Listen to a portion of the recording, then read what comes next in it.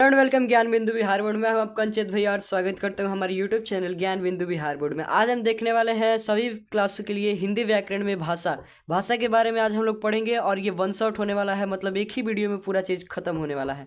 आज हम लोग भाषा को पूरा अच्छा ढंग से समझेंगे कि भाषा आया कहाँ से और हिंदी कहाँ से आया। ये सभी कक्षा के लिए है, सभी विषयों के लिए है, चाहे आप 6 क्लास में हो, 7 क्लास में हो, 8 में हो, 9th में हो या 10th में हो, 11th में हो या 12th में हो, ऑल क्लास के लिए है। तो चलिए फटाफट हम लोग आगे बढ़ते हैं। और कुछ बैच से जुड़ी इन्फॉर्मेशन है। अगर आप 7 क्लास के बच्चे हैं तो न्यू बैच 2026 लॉन्च होने वाला है और ये परिवर्तन बैच लॉन्च हो गया है, पूरा यूट्यूब पे फ्री में चलने वाला है। लेकिन अगर आप ऐप से लेके पढ़ना चाहते हैं तो उसका फीस है मात्र 149 रुपये में। आप पूरे साल भर पढ़ सकते हैं, ये सभी फैसिलिटी के साथ। लाइव क्लास, रिकॉर्डेड बैच, उसके बाद ऑल नोट्स, मतलब ये सब चीज़ का नोट्स मिलेगा आपको, और ऑल सब्जेक्ट, जितना भी सब्जेक्ट आपको दिख रहा है सभी सब्जेक्ट। चलिए फटाफट चलते हैं। अगर आप बैच से जुड़ना चाहते हैं तो इस नंबर पे व्हाट्सअप कर सकते हैं। नंबर यहाँ पे लिख दे रहे हैं 74 82 90 69 और 19, ये हमारा नंबर है, इस पर आप व्हाट्सअप कर सकते हैं। चलिए हम लोग फटाफट चलते हैं, हिंदी व्याकरण की ओर बढ़ते हैं। सबसे पहले हिंदी व्याकरण में हम लोग पढ़ेंगे कि हिंदी भाषा के बारे में जानेंगे कि हिंदी भाषा आखिर है क्या। तो हिंदी एक भाषा है, आपको पता होना चाहिए कि हिंदी क्या है। तो हिंदी बाबू एक भाषा है। हिंदी क्या है? हिंदी एक भाषा है। उसके बाद हम लोग जानेंगे कि हिंदी के पिता, तो हिंदी के पिता भारतेंदु हरिश्चंद्र को कहा जाता है। पूछा जाएगा कि हिंदी के पिता कौन है, तो भारतेंदु हरिश्चंद्र। इसके कॉपी में आप लिखते चलिएगा और आगे हम लोग बढ़ते चलेंगे। उसके बाद देखेंगे कि हिंदी दिवस 14 सितंबर को मनाया जाता है हिंदी दिवस, और हिंदी को आधिकारिक भाषा का दर्जा दिया गया है। आधिकारिक मतलब इसे राष्ट्रभाषा का दर्जा दिया गया है हिंदी को। उसके बाद हम लोग आगे पढ़ेंगे कि हिंद शब्द से हिंदी उत्पन्न हुआ है। हिंद शब्द से, तो ये हिंद शब्द आया कहाँ से? हिंद आया सिंध से, सिंधु नदी से हिंदू आया, और हिंदू से क्या आया? हिंद आया, और हिंद से क्या बन गया? हिंदी बन गया। यहाँ पे देखिएगा 14 सितंबर 1949 ईस्वी को संविधान सभा में हिंदी भाषा को स्वीकार किया गया था। मतलब हिंदी भाषा को कब स्वीकार किया गया था? तो 14 सितंबर 1949 ईस्वी में। उसके बाद आगे हम लोग पढ़ेंगे कि हिंदी भाषा की जननी, मतलब हिंदी की माँ किसे कहा जाता है? तो संस्कृत भाषा को कहा जाता है। हिंदी की माँ किसे कहते हैं? तो संस्कृत भाषा को कहते हैं। हिंदी आर्य भाषा का परिवार होता है। हिंदी जो है किस भाषा का परिवार है? तो आर्य भाषा से संबंध रखता है। सबका अपना अपना परिवार होता है, इसका भी अपना परिवार है, और इस परिवार का नाम क्या है? आर्य भाषा का परिवार में आता है। आगे हम लोग बढ़ेंगे और आगे देखते चलेंगे कि हाँ, इसके बाद हम लोग बढ़ते हैं आगे और हम लोग पढ़ेंगे भाषा और उसके प्रकार के बारे में कि भाषा किसे कहते हैं और इसके कितने प्रकार होते हैं। तो सबसे पहले भाषा यहाँ पे दिया गया है कि भाषा एक माध्यम है जिसके द्वारा मनुष्य अपने विचारों, भावनाओं और संदेशों को दूसरे तक पहुँचाता है, उसे भाषा कहते हैं। तो भाषा क्या है? तो भाषा जिसके द्वारा मनुष्य अपने बातों को, विचारों को किसी दूसरे तक पहुँचाएगा, उसी को भाषा कहेंगे।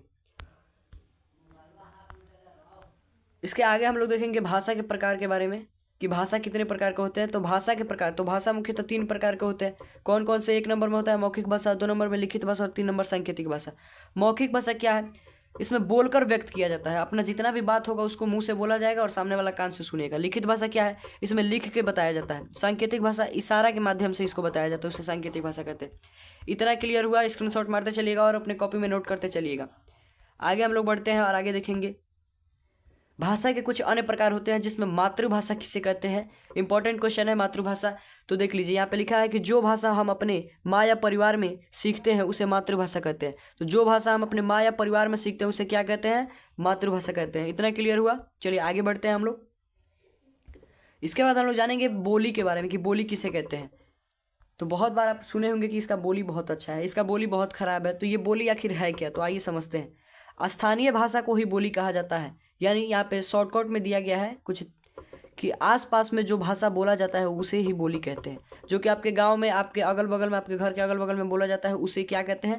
बोली कहते हैं। उसके बाद हम लोग आगे देखेंगे और आगे पढ़ेंगे हम लोग क्या कि राज्य भाषा किसे कहते हैं। राज्य भाषा, तो आइए समझते हैं। सरकारी कामकाजों में जिस भाषा का उपयोग किया जाता है उसे राज्य भाषा कहते हैं। और भारत की राज्य भाषा या राजकीय भाषा हिंदी को कहा जाता है। भारत की राज्य भाषा किसे कहा जाता है? तो यहाँ पे हिंदी को कहा जाता है। और आप लोगों को लगता है कि हमारी राष्ट्रीय भाषा जो है वो हिंदी है, तो राष्ट्रीय भाषा हिंदी नहीं है, बल्कि राज्य भाषा हिंदी है। इसके बाद नोट में कुछ महत्वपूर्ण जानकारी दिया गया है, यहाँ से भी क्वेश्चन आ सकता है। तो यहाँ पे आप देख लीजिए कि भारत की राजकीय भाषा यानी राज्य भाषा हिंदी को कहा जाता है। 22 भाषाओं को सरकार ने मान्यता प्राप्त किया है, मतलब कि हाँ 22 को भाषा को मान्यता दिया गया है। इसके बाद हम लोग जानेंगे दुनिया में सबसे अधिक स्थान पर बोले जाने वाली भाषा अंग्रेजी भाषा है, जिसको दुनिया में सबसे अधिक स्थानों पे बोला जाता है। ठीक है। अच्छा, आपको एक क्वेश्चन हम पूछते हैं, इसका कमेंट बॉक्स में बताइएगा कि सबसे ज़्यादा लोग किस भाषा को बोलते हैं। तो आपको बता दें हम कि चीनी भाषा को बोलते हैं, क्योंकि इसकी जनसंख्या ज़्यादा है तो यहाँ पे लोग ज़्यादा इसको बोलेंगे। इसके बाद हम लोग जानेंगे व्याकरण और उसके प्रकार के बारे में कि व्याकरण किसे कहते हैं। तो व्याकरण किसे कहते हैं क्वेश्चन है, तो समझ लीजिए यहाँ पे कि व्याकरण वह नियम या संग्रह है जिसके द्वारा किसी भाषा को शुद्ध सही पढ़ना लिखना और बोलना सीखते हैं। व्याकरण क्या है? एक संग्रह है, नियम है, जिसके द्वारा हम भाषा को शुद्ध बोलना पढ़ना और लिखना सीखते हैं। इसी प्रकार हम आगे बढ़ेंगे और आगे देखेंगे कि व्याकरण के कितने प्रकार होते हैं। तो व्याकरण के मुख्यतः 4 प्रकार होते हैं, होते तो 5 है, कोई किताब 5 बताता है, लेकिन हम लोग को पढ़ना अभी मात्र 4 ही हो। कौन कौन सा? तो 1 नंबर में आता है वर्ण विचार, 2 नंबर शब्द विचार, 3 नंबर वाक्य विचार और 4 नंबर चिन्ह विचार। कितने प्रकार के होते हैं? 4 प्रकार के होते हैं। व्याकरण कितने प्रकार के? 4 प्रकार के होते हैं। 5वां किसी किसी किताब में बताता है, उसे क्या कहते हैं? छंद विचार कहते हैं या पद विचार। चलिए आगे बढ़ेंगे। आगे हम लोग पढ़ने वाले हैं लिपि के बारे में कि आखिर लिपि कहते किसको है। इस शब्द को आप लोग बहुत बार सुने होंगे कि लिपि। आइए समझते हैं कि लिपि क्या है। किसी भाषा को लिखने के लिए जिस संकेत या चिन्ह का प्रयोग किया जाता है उसे लिपि कहते हैं। कोई सा भी भाषा, जैसे अभी हम लिखे यहाँ पे, मान लीजिए कि क लिखते हैं, तो क लिखने के लिए और यहाँ पे ऊपर स, अब म लिखते हैं कसम, तो इसके ऊपर जो ये चिन्ह दे रहे हैं इसी को क्या बोलेंगे? संकेत या चिन्ह दे रहे हैं, यही लिपि है। आगे हम लोग देखेंगे अगला स्लाइड। यहाँ पे कुछ भाषा दिया गया है और उनकी लिपि दिया गया है। तो देख लीजिए, यहाँ पे भाषा दिया है और यहाँ पे लिपि, तो इनकी लिपि। हिंदी की लिपि क्या है? देवनागरी लिपि है। संस्कृत की लिपि देवनागरी है। नेपाली की लिपि देवनागरी है। अंग्रेजी की लिपि रोमन लिपि है। उसके बाद उर्दू की लिपि फारसी लिपि है और पंजाबी की गुरुमुखी लिपि है। यहाँ पे एक बहुत अच्छा चीज़ दिया गया है